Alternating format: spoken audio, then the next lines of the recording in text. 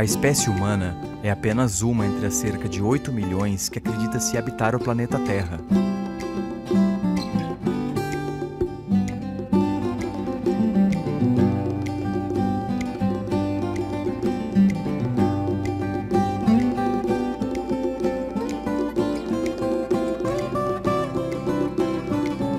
No Brasil, essa diversidade se espalha pelos mais diferentes cenários.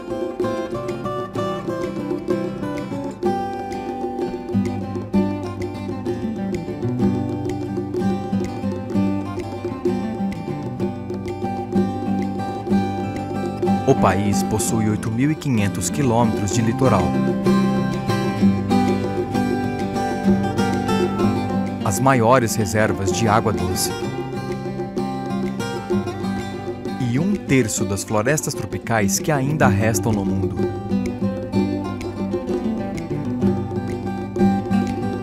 Toda essa fartura de vida, no entanto, inspira cuidado.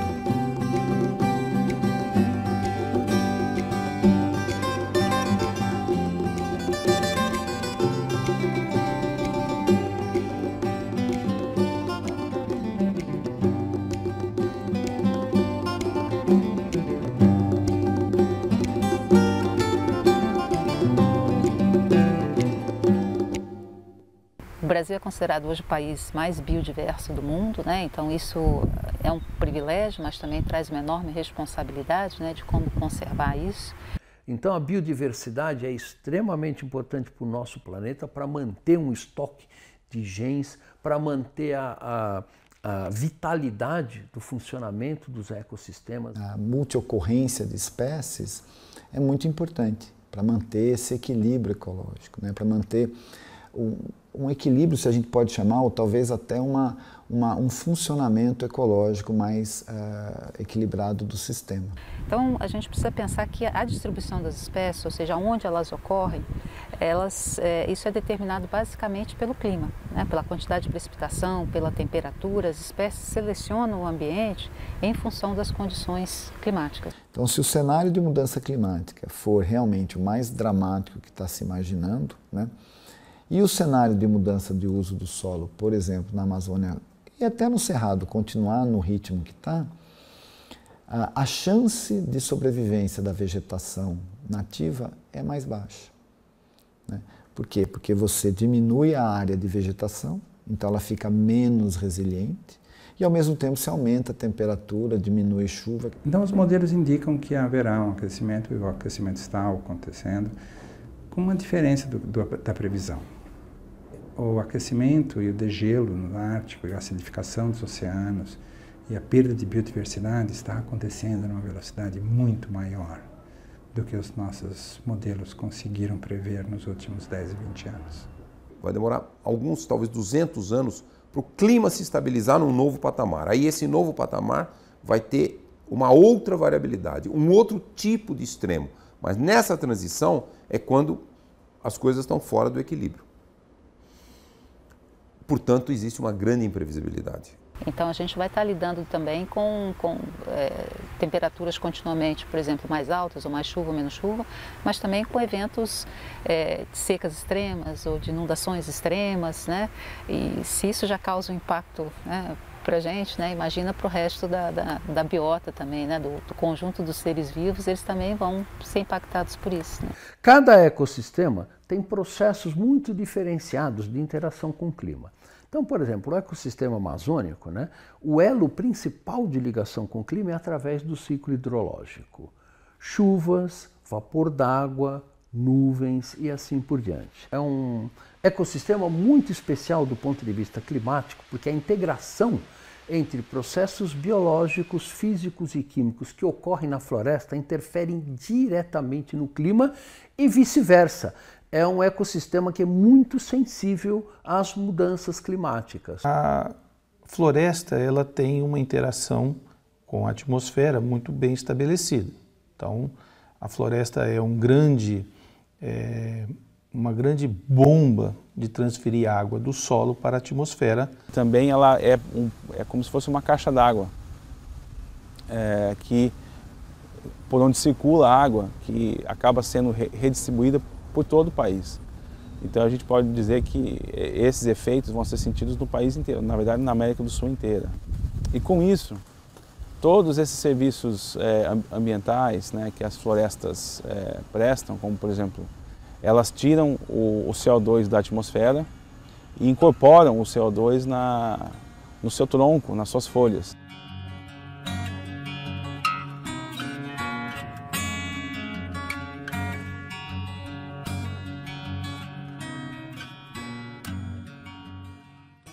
No caso da floresta amazônica, né, você tem praticamente 5 milhões de quilômetros quadrados de floresta produzindo fotossíntese, fixando carbono, sustentando vapor d'água na atmosfera e assim por diante. Estes serviços ambientais são absolutamente críticos para a manutenção do equilíbrio climático do nosso planeta. Outros ecossistemas brasileiros, como o Pantanal, a Mata Atlântica, a Caatinga, o Cerrado, etc. e tal, cada um deles tem particularidades e pressões antropogênicas diferentes. Os efeitos das mudanças climáticas se somam à contínua alteração no uso da terra.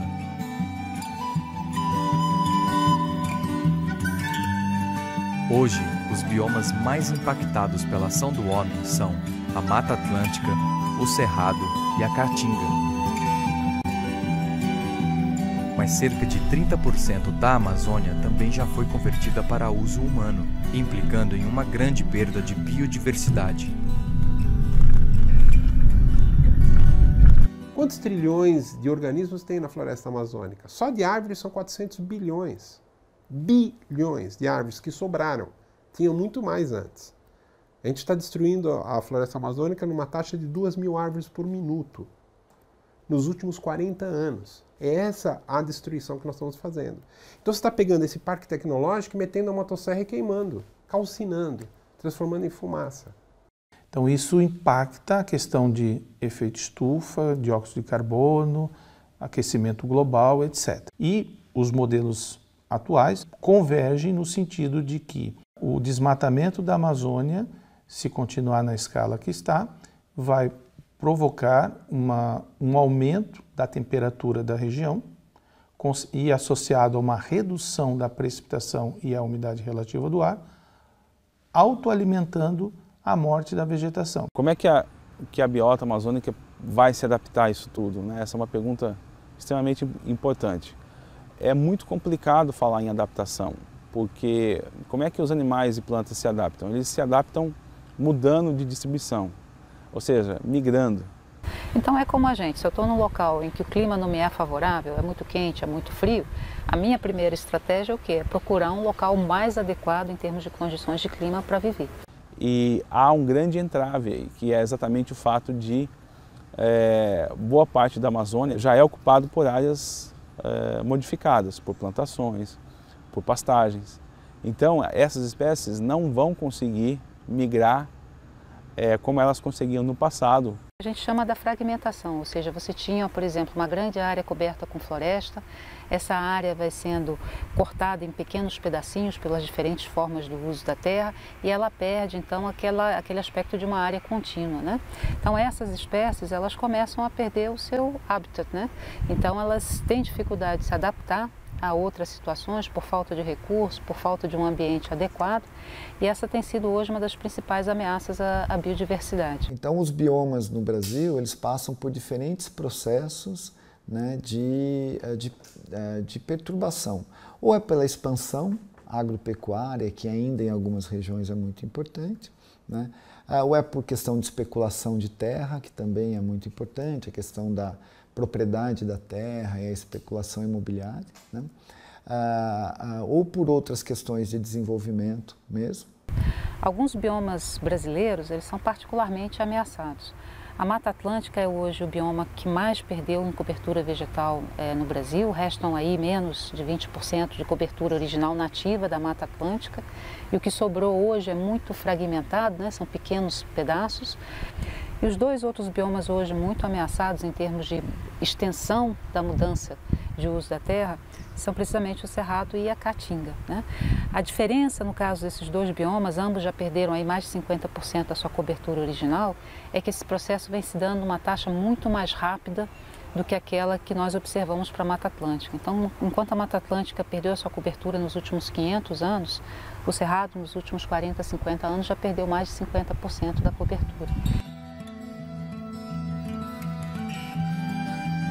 No caso do Cerrado, hoje são estimadas cerca de 12 mil espécies diferentes de plantas, né? Então, isso é o que hoje se conhece e isso é extremamente importante se a gente pensar que hoje, naquilo que a gente chama de áreas de proteção integral, a gente tem menos do que 3% do bioma. Então, é uma área muito pequena que está efetivamente protegida e como é que a gente faz para conservar essa riqueza de espécies, né? Então, esse processo todo foi um processo intenso, né? E que mostrou uma dominação muito grande do planeta com relação às outras espécies, né?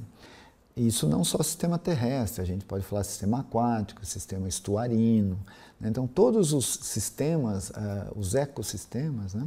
Eles ficam sujeitos a uma pressão muito grande quando há uma expansão forte dos seres humanos. Os ecossistemas marinhos da costa brasileira também sentem os efeitos das atividades humanas e das alterações climáticas, que podem ocasionar o aquecimento da água, a elevação do nível do mar e a acidificação dos oceanos.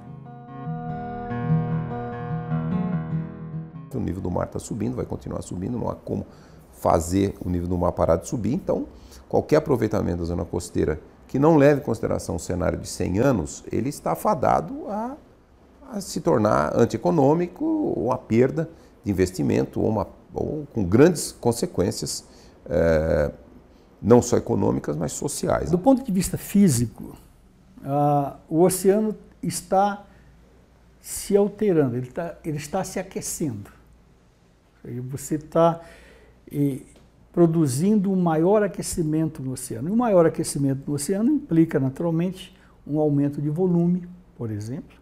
Um aumento de volume pode representar variações no nível do mar, consequências que você pode imaginar. Então, quando a gente fala em mudança do clima, os oceanos eles têm um papel extremamente importante, né, na regulação do clima, mas eles sofrem aí de duas formas, né? Um com o aumento da temperatura, o aumento do nível do mar, mas o outro é o aumento da concentração do CO2 na água dos oceanos. Se você aumenta a acidez do oceano através de uma maior concentração de carbono no oceano, você interfere de forma muito violenta no sistema ecológico.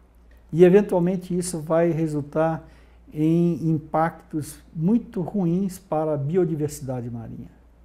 Então, há estudos que mostram que, a continuar as coisas como estão, vai haver uma redução muito grande na biodiversidade marinha.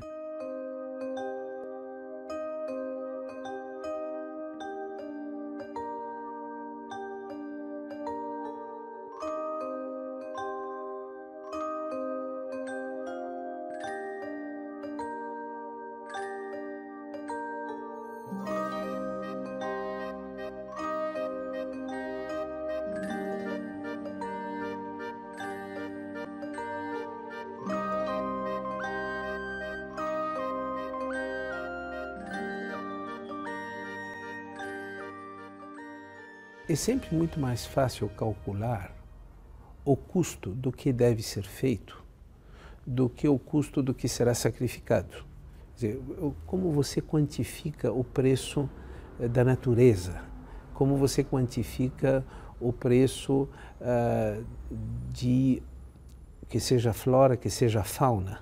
Os primeiros trabalhos que discutiam isso, eles faziam uma valoração monetária, né? Ou seja, se eu tivesse que pagar para conservar essa água, se eu tivesse que pagar para limpar essa água, filtrar, ou se eu tivesse que contratar pessoas para polinizar planta por planta, o que as abelhas fazem de graça, quanto que isso custaria, né? E isso, os primeiros trabalhos, é um número astronômico, né? Então, é difícil até você colocar um valor nisso, mas eu acho que o valor é esse. A partir do momento que você não tenha mais, né, o quanto que você precisaria investir para isso. E certos serviços são insubstituíveis. Porque a gente fatora minério, petróleo, madeira, sei lá, o que seja. Até a caça que você vai lá na floresta e tira, você fatora como riqueza, né? Esse é recurso natural. Mas o vapor de água que é invisível, a regulação das tormentas, que é outro efeito decorrente da floresta, isso daí a gente nunca estava funcionando, então a gente não valorizava, né? O relatório Stern demonstrou que a forma mais barata de sequestrar emissões de carbono é a floresta em pé. Porque mantendo a floresta em pé é muito mais barato do que depois fazer um motor mais eficiente. Existe uma oportunidade para nós agirmos agora, e eu chamo isso de florestas de oportunidade, e a gente pensar em mitigação no sentido de recuperação de serviços ambientais.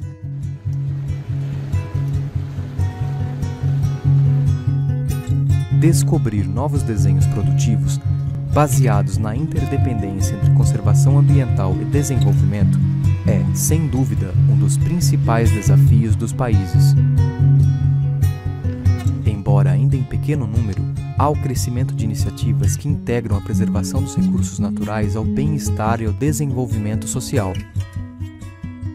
Essa Amazônia, ela é um amplo espaço de 2/3 do território nacional, com um enorme potencial, que pode ser sustentável se nós conseguimos, e aí me refiro aos estudos da Berta Becker, de criar sistemas agroindustriais sustentáveis, no sentido de, ao mesmo tempo, preservar a floresta, mas ajudar a geração de renda das comunidades, especialmente das comunidades ribeirinhas. Então existem várias experiências, tanto no Pará, quanto no Acre, por exemplo, quanto mesmo no estado do Amazonas, de um desenvolvimento, digamos assim, uma sustentabilidade com a preservação da floresta e com aumento de renda desta população. E a gente precisa pensar também que, ao conservar a biodiversidade, essas áreas elas representam um seguro, né? Quantas espécies novas, quantos medicamentos, quantos produtos que ainda podem ser descobertos dessa biodiversidade numa situação futura. Então, se você tem essa biodiversidade, você tem ali uma biblioteca, né? Um estoque de moléculas, né? De substâncias químicas, de remédios que ainda não foram descobertos e que têm esse potencial de serem úteis para a humanidade. E nós temos que cuidar da biodiversidade tanto quanto nós temos que cuidar das mudanças climáticas. Então são dois aspectos que andam em paralelo e que são extremamente importantes para as gerações futuras do nosso planeta. Além da preservação da variedade de espécies que coabitam o planeta, proteger a biodiversidade significa manter os serviços ambientais e o patrimônio genético, fundamentais para a manutenção da vida, principalmente diante de um futuro climático ainda incerto.